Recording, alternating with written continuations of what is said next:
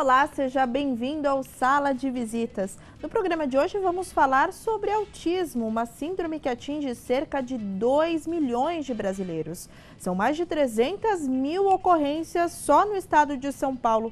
Para falar sobre o assunto, recebemos o psiquiatra especialista em autismo, Leonardo Maranhão. Seja bem-vindo ao programa, Leonardo. Aqui com a gente também o gerente do projeto PIPA, Ricardo Azima. Ricardo, muito obrigada pela sua presença e eu começo, inclusive, as perguntas com você. Eu acho que é uma questão, quando se fala em autismo, é uma das primeiras questões que se vem à cabeça. Quais são as primeiras características, os primeiros comportamentos de uma criança que os pais podem detectar? Primeiro de tudo, agradeço o convite, né? Eu acho que o autismo, sendo um transtorno global do desenvolvimento, afetando principalmente a interação social, acho que é nesse momento, né, que os pais vão ter a primeira percepção de que alguma coisa não vai bem, né? Ou a criança, o bebê, por exemplo, não responde ao contato, né, à procura do seio materno, né? Então, são nesses primeiros contatos que talvez a mãe, né, principalmente, vai percebendo que a criança não está respondendo ao olhar, né, do afeto, né? Então, eu acho que o doutor Leonardo pode complementar também. Sim, claro. Que eu acho que... Do quadro clínico, doutor, falando também de comportamento, porque é uma doença que fala muito no comportamento, né, dos portadores. Correto. Desculpa, uma doença, não um transtorno. Quais são as características, como isso pode ser detectado? Exatamente como foi colocado. É um bebê realmente diferente, é um bebê que não se entende muito com a mãe tem dificuldade de conseguir a troca de sinais, a troca de entendimento não ocorre de uma forma harmônica. Ele é um bebê ou um bebê muito nervoso, muito irritado, um bebê muito reativo, ou é um bebê muito pacífico, muito calmo e aparentemente é tranquilo, dorme, não reage, enfim, só come e dorme. Então, os extremos aqui do humor para com o ambiente são sinais que se deve levantar uma suspeita de que algo não esteja acontecendo. O que é normal num bebê é que justamente ele vá tentando se encaixar com a mãe no entendimento, na troca de sinais, na comunicação e na socialização, no contato com o seio, no olhar quando está mamando.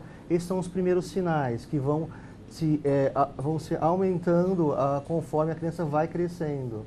Doutora, até bacana isso ter acontecido. Na pergunta anterior eu falei doença e não é o termo correto, né? O autismo é um transtorno. É um transtorno. Por quê? Ele é uma síndrome, como você já acabou de falar no início, né? É um conjunto de sinais e sintomas, já que não se sabe a causa. Uma doença, se faz necessário saber uma causa que causa essa doença. Aqui o transtorno é algo que realmente atrapalha o andamento, o desenvolvimento, como já foi colocado, de várias áreas, por isso o termo global, de várias áreas do funcionamento do psiquismo da criança, seja da área da comunicação, a área da socialização, sociabilidade e a área do comportamento. E por isso se chama um transtorno, uma desordem, né? Uma desordem no desenvolvimento e não uma doença, como uma pneumonia e outras doenças mais. Os dois especialistas citaram comportamento até na hora de amamentar, ou seja, isso pode ser detectado muito cedo, né?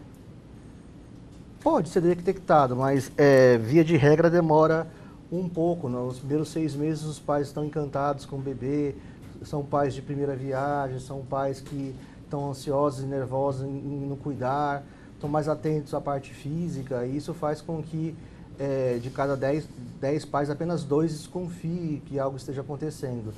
Por volta do primeiro ano, de 10 pais, pelo menos 7 a 8 já realmente tem uma suspeita de algum diagnóstico ou de algum transtorno aí. Ricardo, com a sua experiência no Projeto PIPA, que daqui a pouco a gente vai falar mais um pouquinho sobre, que é uma instituição filantrópica que dá uma assistência a portadores do autismo, qual é a importância dessa detecção precoce? Como isso ajuda o paciente? Sim, isso sem dúvida é um diferencial grande na qualidade de vida que essa criança vai ter lá para frente, né? Uma vez que é diagnosticado, quanto antes, né, é possível ser feito um tratamento para poder estimular essa criança, né, a desenvolver habilidades sociais, habilidades de autonomia, né, e que vai refletir no futuro dessa criança lá para frente. Aproveitando que nós falamos já sobre isso, conta um pouquinho para a gente qual é o objetivo do Projeto Pipa e o que vocês fazem por lá. Tá. Na verdade, a gente tem a percepção de que o tratamento não começa necessariamente com a criança. O começo de tudo do tratamento são os pais, né? A gente acredita que até nessa visão amorosa que a nossa sociedade tem, né, de muitas vezes proteger, né, de acolher demais o sofrimento e de não permitir o crescimento da criança, né? Muitas vezes a criança autista chora, faz birra, né, e o adulto acolhe esse sofrimento e tira essa criança de uma possibilidade de aprender, né? No Projeto Pipa, a gente acredita que, primeiro, os pais precisam mudar radicalmente a visão que tem do próprio filho, né? De começar a não simplesmente ver, né, a deficiência, a diferença, né, mas de estar descobrindo as potencialidades que essa criança tem, né? Muitos pais chegam para a gente como se estivessem carregando uma cruz nas costas, né? Depois de um tempo, né, lá no projeto, eles começam a perceber que, na verdade, eles têm um presente nas mãos. E essa descoberta, essa aprendizagem de estar tendo prazer com o próprio filho dentro da condição que ele tem, né, isso já possibilita um passo enorme no desenvolvimento da criança. Então, para a gente, o tratamento começa com os pais, né, para que depois a criança possa ser estimulada e também ter autonomia e se desenvolver. Doutor Leonardo, a escola tem um papel fundamental também? A escola é o primeiro espaço em que a criança vai, via de regra, a educação infantil, né, o berçário, é o primeiro espaço em que a criança vai encontrar outras crianças e vai ter esse contato e a possibilidade de integração, de compartilhar brinquedos, do jogo lúdico, da possibilidade até do próprio professor ou até o próprio cuidador identificar os possíveis sinais e sintomas de que algo esteja diferente com essa criança no dia a dia. E isso é extremamente importante até do ponto de vista de inclusão social dessa própria criança, uma vez que a escola é o espaço fundamental para a criança aprender todas as habilidades, em crescer e melhorar suas deficiências e se integrar a outra criança, aprender a justamente se socializar. A gente faz um comparativo quando a criança não vai para a escola, quando a criança tem dificuldade na escola, equivale ao adulto ter dificuldade no próprio trabalho, já que o que é a escola para a criança é o trabalho para o adulto. Então, ali é o primeiro momento que a criança vai aprender as regras, vai aprender os limites e vai aprender também justamente o que é o jogo social, o jogo do brincar, do estar com as demais crianças ali. Doutor, eu queria deixar claro, apesar do autismo ser um transtorno bastante conhecido, Sim, claro. O que ele prejudica numa criança? O que ele faz com o portador? O autismo, ele... Vamos esquecer um pouco esse rótulo, mas esse transtorno, ele, como mesmo o nome diz, ele causa uma desordem, ele causa um desconforto, ele causa uma incapacidade desse indivíduo de se desenvolver, de estar com o outro, de se comunicar, de se sentir presente, uma completude nas atividades. Ele tem dificuldade em ser pertencente àquele ambiente. Eu dou um exemplo muito simples, é como se a gente fosse jogado num país, ou numa ilha, ou num local, em uma língua totalmente estranha, e com costumes diferentes, e culturas bem distantes, e que você tivesse que simplesmente tentar se comunicar, tentar se socializar, e você não sabe a língua, ninguém te entende, ninguém consegue entender o que você fala, você tem que gesticular, você tem que usar uma comunicação não verbal, é o que as crianças acabam tentando fazer, como artifício. E é mais ou menos essa sensação que você tem quando você acredito que você tenha quando você é um portador desse transtorno. Ricardo, na vivência lá no Projeto Pipa, você sente que essas crianças sofrem preconceitos por serem diferentes dos colegas da escola? Uma grande realidade que a gente vê, não simplesmente na escola como em casa, né, é que muitas vezes as crianças, por serem especiais, por serem deficientes, não só autistas, né, são excluídas, né? Por exemplo, em casa, né, o resto da família come uma coisa e aquela criança, porque se é autista ou especial, come uma coisa diferente que ela gosta, né? O resto dos irmãos, né, fazem algumas coisas que a outra não faz. Então, muitas vezes, né, a forma como o adulto vê essa criança acaba excluindo mesmo dentro da própria família. E quanto mais, não para se falar também da escola, né? O quanto que, na verdade, a ideia de uma escola inclusiva, né, na verdade, acaba, na realidade, né, se tornando um lugar de exclusão, porque muitas vezes a criança chora, faz birra, né? Por quê? Porque a aula, muitas vezes, não está interessante para ela, não está gostando daquilo. A linguagem é totalmente outra, né? Para ela está num mundo e aquela linguagem não faz muito sentido, exato, né? E para ela se defender, para ela evitar aquela situação desagradável, ela usa o choro, e a birra porque funciona, né? Funciona em casa, funciona na escola, né? A única questão é que no PIPA, né, onde todas as crianças são autistas, é onde, na prática, a inclusão acontece. Por quê? Porque ali todas as crianças são iguais. E ali a regra funciona para todos, né? E nessa aprendizagem de que, olha, agora o meu choro e a minha birra não está funcionando, porque funciona na escola, funciona em casa, que não está funcionando, o que acontece aqui? Né?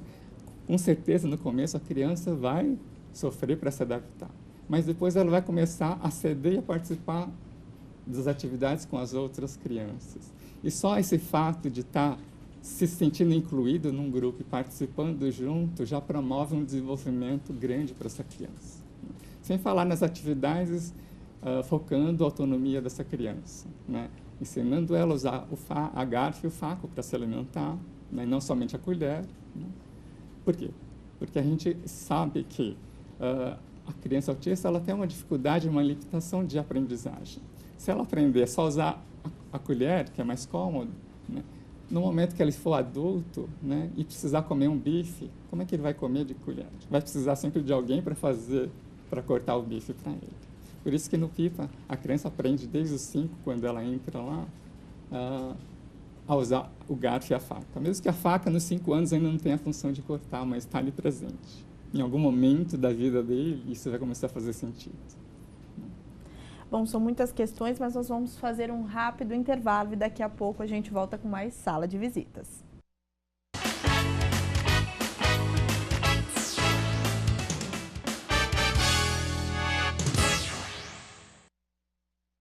Estamos de volta com o programa Sala de Visitas, hoje falando sobre autismo.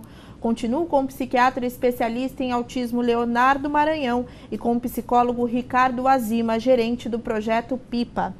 Leonardo, pelo que a gente já conversou aqui no bloco anterior, o autista vive um mundo um pouquinho diferente. Sim. Ele consegue ter uma vida regular ou não? Sempre existirão alguns empecilhos.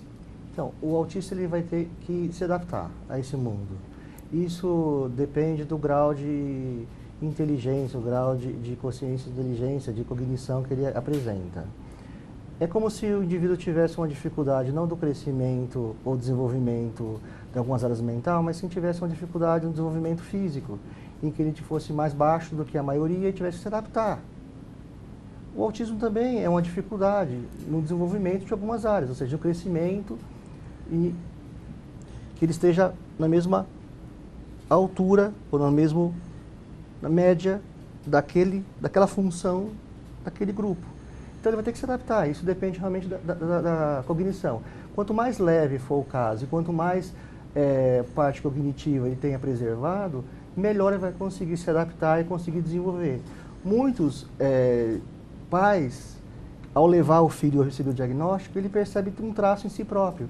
E ele conseguiu se desenvolver e se adaptar em razão da menor intensidade do quadro e uma cognição preservada. Nas falas do Ricardo, ele chamou muita atenção para alguns comportamentos de superproteção dos pais.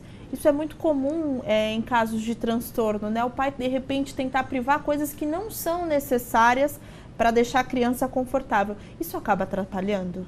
Isso atrapalha no seguinte sentido, em que o pai tenta compensar em razão de achar que a criança precisa de uma proteção, precisa de um cuidado excessivo ou precisa de uma atenção que, na verdade, não é tão necessária como deveria, como acaba acontecendo, eles acabam fazendo no dia a dia. E não focando em tentar ajudar a desenvolver as habilidades que ele carece. Os pais tentam proteger uma criança que acaba percebendo, é uma criança inteligente, como toda criança, ele acaba percebendo aquela proteção, aquela questão que o pai acaba dizendo sempre sim, para ele e para o outro não. Se tem mais de um irmão, o outro irmão já percebe isso, já cutuca e fala assim, pede você, ele não vai falar sempre sim. Então eles acabam utilizando e manipulando dessa situação. Então, trabalhar com os pais, como foi dito, é extremamente importante, porque os pais não conseguem entender o que é o autismo, não compreendem o que significa isso, não sabem qual o seu papel a ser feito no dia a dia. Eles têm milhões de dúvidas, será que meu filho vai conseguir se desenvolver? O que eu devo fazer? Então, tudo isso realmente é importante ser trabalhado, a ponto de que esse comportamento dos pais pode fazer com que a criança, reforçar na criança um comportamento também doentio, de doente, vestir o papel de doente, coisa que, na verdade, o que ele tem é uma deficiência em algumas funções, nada mais. Como eu já citei, você não trataria o seu filho com um atraso do crescimento físico como um doente. Essa é a ideia. Em cima, só para ilustrar, eu gosto de sempre usar esse exemplo que você pode encontrar no YouTube, em que existe o adulto que não tem braço, só tem as pernas e faz tudo com os pés, né? Dirige, troca de roupa, come. Ou seja, quem que ensinou essa criança, né, a fazer tudo isso com os pés, né? Foram os pais, né? Só que há pais que, por exemplo, falam, não, meu filho, você não tem os braços, então eu vou ser seu braço pelo resto da vida, né? Cria um adulto dependente e infeliz com a vida, né? Mas se os pais têm a atitude, não, você não tem os braços, mas você vai ter que aprender a usar os seus pés para fazer tudo, né? Você está propiciando que essa pessoa deficiente tenha uma vida autônoma e uma vida mais feliz, porque se torne mais independente. Existe um conhecimento, né, que vocês podem me dizer se é mito ou não, que o autista tem uma inteligência acima da média dos demais. Isso é verdade? Na verdade, no nosso caso, por exemplo, é a grande minoria, né, desse espectro autista, né? Por exemplo, a gente trabalha no PIPA com crianças entre médio e severo, que eu acho que é a grande massa, né, dessas crianças que estão aí sem um tratamento adequado, realmente estão nessa situação, porque pela dificuldade deles se interagirem, por exemplo, na escola, né? Autistas leves, acho que estão mais facilmente inseridos na escola, né? Essas autistas com habilidades excepcionais, como você colocou, são bem chamados de portadores de ilhas de inteligência, ou são chamados de savant. São indivíduos que são a minoria, como foi dito. De cada 10 autistas, apenas um tem essas habilidades excepcionais.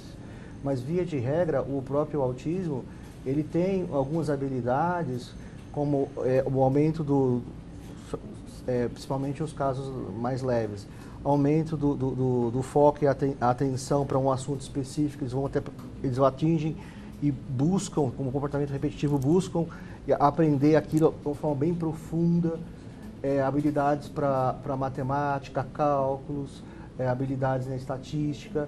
Por exemplo, algumas universidades inglesas se você tiver um diagnóstico de um autismo leve, para algumas carreiras de exatas, você tem um ponto a mais, porque eles sabem que você vai ser mais, você vai ter um rendimento maior do que um indivíduo que não tem autismo nessas áreas, mesmo não sendo excepcional.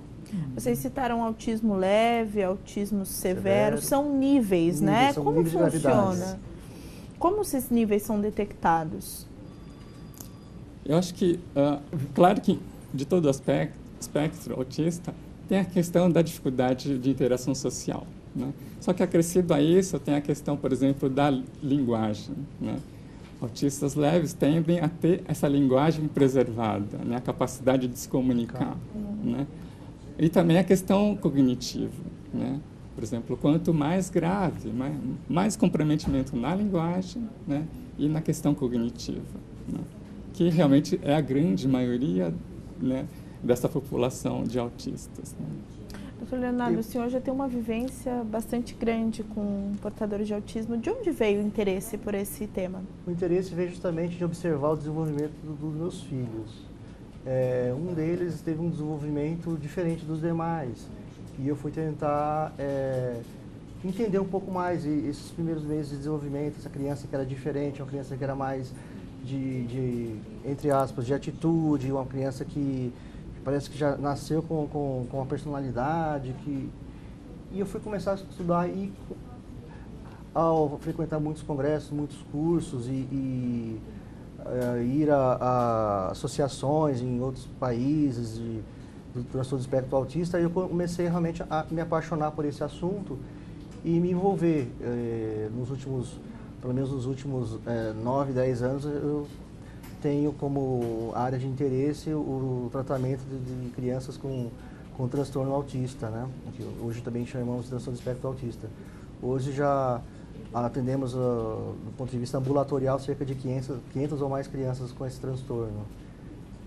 E o que realmente me atraiu foi justamente esse desenvolvimento que é atrapalhado por algo que a gente ainda desconhece, que a genética busca e através de muitas pesquisas e tentar decifrar, e que são provavelmente são inúmeros os genes, inúmeras as possibilidades aí de fator causador do transtorno. E essas vivências renderam um livro, né, que será publicado. Fala um pouquinho pra gente sobre isso.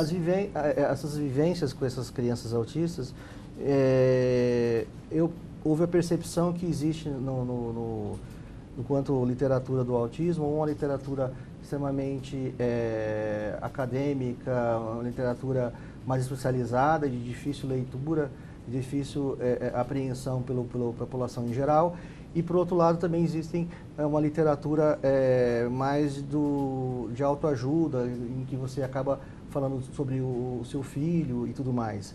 E eu percebo no consultório que os pais têm uma dificuldade de entender como é que é essa vivência, as fases, são várias fases, tem a fase de como a fase da aceitação do diagnóstico, a fase da escola, a fase da pré-adolescência, adolescência, do adulto, e são muitas dúvidas e justamente eu pude escolher alguns casos mais interessantes e que pudesse elucidar e trazer como experiências para essa população que realmente carece de um entendimento mais assim próximo do que eles vivem no dia a dia mesmo. Desde a década de 80 até aqui, o número cresceu muito de diagnósticos confirmados de autismo. Ricardo, por quê? Os pais estão mais atentos, estão mais ligados a essas questões? Além disso, eu acho que a consciência se ampliou, né? Eu acho que a compreensão do autismo, ela se ampliou a ponto de poder compreender casos em que até então passou despercebido, que agora estão sendo diagnosticados, né? Então, muitas pessoas que até então eram consideradas excêntricas, né? E que muitas vezes, se for diagnosticado agora, poderia ter sido diagnosticado como autista. Bom, infelizmente, nosso programa está acabando. Eu queria antes pedir, Ricardo, por favor, deixe seus contatos e explique resumidamente quem gostou de conhecer um pouco sobre o trabalho do Projeto PIPA, o que a pessoa precisa fazer para procurar o trabalho de vocês? O PIPA é uma instituição de saúde, né, com um modelo muito diferente do modelo ambulatorial de tratamento. A gente está tentando implantar no Brasil, né, um modelo de tratamento japonês, em que lá no Japão os autistas são realmente incluídos, né, seja na escola, seja no trabalho, né? Então a gente está tentando criar esse modelo aqui no Brasil, né? Por isso que a princípio a gente está atendendo 40 crianças, né, dentro do convênio com o SUS, então são atendidas gratuitamente, né? A gente tem planos de poder, junto com o apoio do governo japonês, de estar ampliando esse trabalho. E quem quiser conhecer um pouco mais sobre o trabalho do PIPA? Sim, o PIPA está aberto a receber pessoas interessadas. Eu acho que o telefone está sendo divulgado aqui. E vocês podem conhecer também o PIPA pelos meios, pela internet, por exemplo. Só colocar o projeto de integração pro autista, o PIPA, que você vai ter acesso a todo o material que a gente divulga, né, no Facebook, nas redes sociais. Muito obrigada, viu, Ricardo, pela sua participação, pela sua contribuição nesse tema tão importante. Doutor Leonardo, muito obrigada. Agradeço. Por favor, seus contatos, quem se interessou, de repente algum pai ficou atento a esses sinais, como pode conversar com você? Eu atendo na Clínica Médica Assis. A Clínica Médica Assis ela é situada aqui na cidade de São Paulo, na Vila Mariana, e temos uma unidade do interior na cidade de Mogi das Cruzes. Vocês podem encontrar os contatos na internet, www.clinicamedicassis.com.br. Estamos também com a fanpage no Facebook, estamos também no Twitter, no Instagram e no YouTube. Muito obrigada mais uma vez a vocês e obrigada, Clara, a você que nos acompanhou em mais uma edição do Sala de Visitas. Até o próximo programa. TV Câmara São Paulo, informação para a cidadania.